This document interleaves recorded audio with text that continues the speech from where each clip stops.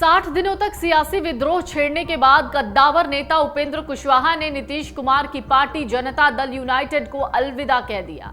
JDU से इस्तीफा देने के बाद कुशवाहा ने नई पार्टी राष्ट्रीय लोक जनता दल बनाने का ऐलान कर दिया।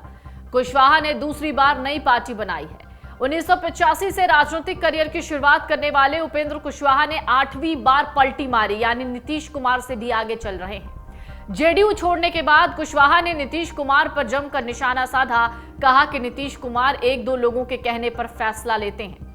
इसी वजह से जेडीयू बर्बाद हो रही है और सीएम नीतीश को बाहर से उत्तराधिकारी ढूंढना पड़ रहा है। 26 जनवरी को नीतीश कुमार के एक बयान पर उपेंद्र कुशवाहा ने जवाबी हमला किया, कहा कि बिना हिस्सेदारी लिए वो जेडीयू से नहीं जाएंगे, लेकिन ऐसा हुआ नहीं। नीतीश कुमार पर हमला बोलते बोलते उन्होंने खुद को जेडीयू से अलग कर लिया और हिस्सा भूल गए। बयान बदलते हुए कह दिया कि नीतीश कुमार के पास अब कुछ नहीं बचा, उन्होंने पार्टी को गिरवी रख दिया है, मैं उनसे क्या हिस्सा मांगू। तो क्या सच में नीतीश कुमार के पास कुछ नहीं?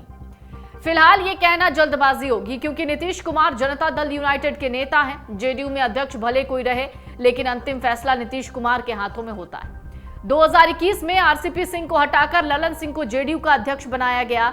बिहार, अरुणाचल प्रदेश और झारखंड में जेडीयू का जनाधार है। लोकसभा में पार्टी के पास वर्तमान में 16 सांसद हैं। राज्यसभा की 5 सीटों पर भी जेडीयू का कब्जा है। बिहार में जेडीयू सरकार में शामिल है और विधानसभा में 45 सीटों के साथ तीसरी बड़ी पार्टी है। तो उपेंद्र कुशवाहा ने खुद को जेडीयू से आउट क्यों किया?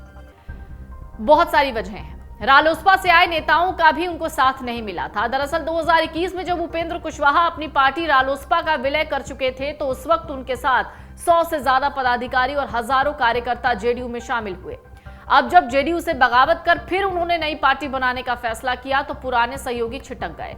रालोसपा के वक्त उपेंद्र कुशवाहा के सहयोगी रहे बृज कुशवाहा और धीरज सिंह कुशवाहा समेत 4 नेताओं ने प्रेस कॉन्फ्रेंस कर इस फैसले का विरोध किया। जेडीयू में बगावत से पहले कुशवाहा ने नेताओं से संपर्क भी साधा था, लेकिन सबने नीतीश कुमार का साथ छोड़ने से मना कर दिया, जिसके बाद कुशवाहा अलग थलग पड़ गए। इतना ही नहीं, विधान पार्षद रमेश्वर महतो शुरू में तो कुशवाहा का साथ देते दिखे, लेकिन जेडीयू से बगावत की बात आई तो पीछे चले गए। हिट विकेट नहीं खोना चाहते थे कुशवाहा। 2005 में उपेंद्र कुशवाहा को नीतीश कुमार के खिलाफ बोलने की वजह से बर्खास्त किया गया था।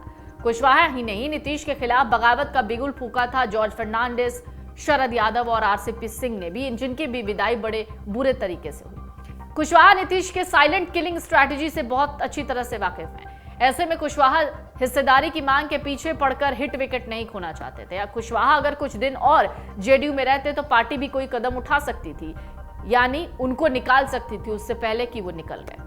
जेडीयू से अलग बैठक बुलाने के आरोप में कुशवाहा पर पार्टी कार्रवाई की भी तैयारी कर रही थी। कुशवाहा ने इसे भांप लिया, इसलिए कुशवाहा हिस्सेदारी की जिद छोड़ गए और खुद पार्टी से निकल गए।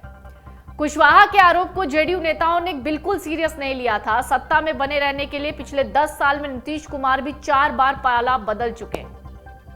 जेडीयू में उनके इर्द गिर्द घूमने वाले नेता नीतीश के इस दाव से भली भांति परिचित हैं। ऐसे में कुशवाहा के गठबंधन बदलने से जेडीयू कमजोर हो रही है और जिसके आरोप पर किसी ने विश्वास ही नहीं किया। उल्टे जेडीयू ने उपेंद्र कुशवाहा के पीछे पार्टी के दिग्गज कुशवाहा नेताओं को उतार दिया। इसमें श्रवण कुशवाहा, उमेश कुशवाहा, भगवान सिंह कुशवाहा का नाम है। कुशवाहा और कुशवाहा में भिड़ंत से बचने के लिए चुपचाप उपेंद्र कुशवाहा को निकलना पड़ा। कुशवाहा समता पार्टी, राष्ट्रीय समता पार्टी, जेडीयू और एनसीपी में रह चुके हैं। वहीं कांग्रेस और बीजेपी, बसपा जैसे न जाने कितने दलों के साथ गठबंधन में रह चुके हैं, यानी कुशवाहा कभी कोई भी फैसला कर सकते हैं। कुशवाहा का नया लक्ष्य 2024 का चुनाव है। नई पार्टी बनाने के बाद कुशवाहा ने पीएम मोदी की तारीफ कर दी। अटकलें लगाई जा रही हैं। आने वाले समय में कुशवाहा बीजेपी के साथ जा सकते हैं। अगर गठबंधन करते हैं तो कितनी सीटें मिलेंगी, ये बहुत जल्दबाजी होगी कहना।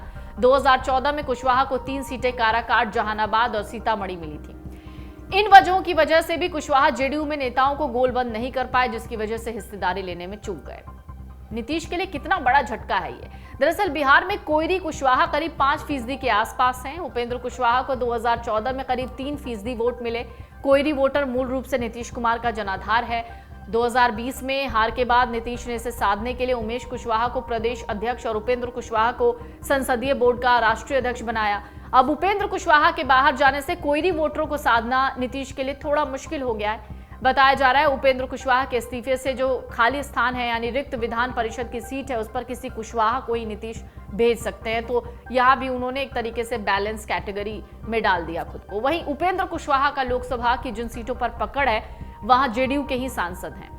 2014 में कुशवाहा की पार्टी को काराकाट, जहानाबाद और सीतामढ़ी सीट से जीत मिली थी। 19 में इन तीनों सीटों पर जेडीयू ने जीत दर्ज की। एक दिन पहले जेडीयू को छोड़ चुके पूर्व केंद्रीय मंत्री कुशवाहा ने पटना में पत्रकारों से बातचीत की। विपक्ष में प्रधानमंत्री के दर्जन भर से ज्यादा उम्मीदवार हैं, उन्होंने ये भी कहा कि विपक्ष में अभी कांग्रेस सबसे बड़ी पार्टी है। उन्होंने ये भी कहा कि विपक्ष को एकजुट करने का जो प्रयास चल रहा है इसमें तारतम्यता नहीं है, उससे नरेंद्र मोदी के सामने अभी कोई चुनौती नहीं दिख रही। उन्होंने हालांकि ये भी कहा कि ये मेरी निजी राय है। डाउनलोड करें अमर उजाला ऐप और पाएं खबरें लगातार। अगर आप ये वीडियो YouTube पर देख रहे हैं तो हमारे चैनल को सब्सक्राइब करें और बेल आइकन को दबाना ना भूलें। अगर आप Facebook पर ये वीडियो देख रहे हैं तो हमारे पेज को लाइक करें।